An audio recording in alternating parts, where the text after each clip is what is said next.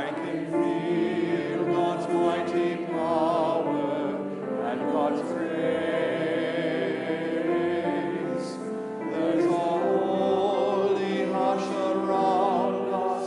I see glory on each face. Surely the presence of the Lord is in this place.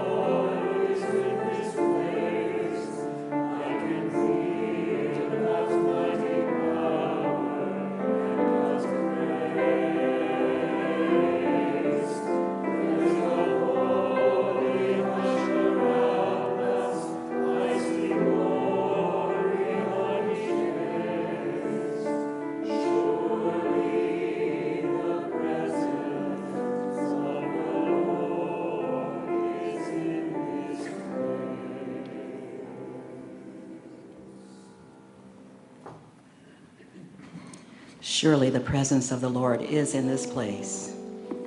I invite you to just find a comfortable position in your seats.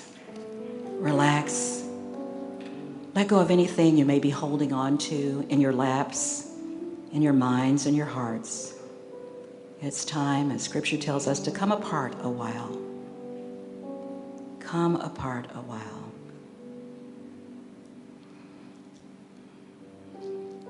The silence is the gap between our thoughts. It is the field of unlimited possibilities. It is in this silence where we find our gifts as we allow that still small voice to speak within us, affirming, who am I? What do I love? How shall I live knowing I will die?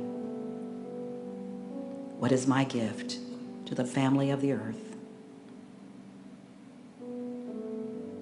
Take a deep, relaxing breath and slowly draw in the gift of life.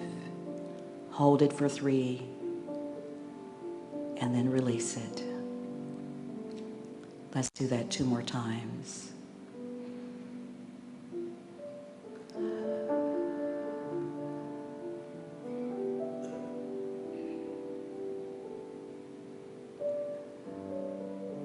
Feel your body become more and more relaxed, allowing the chair to support you.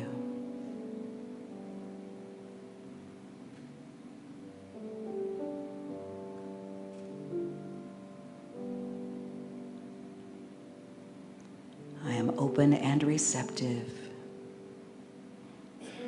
to the gifts that are mine, knowing what is mine to do. Who am I? What do I love? How shall I live knowing I will die? In the silence.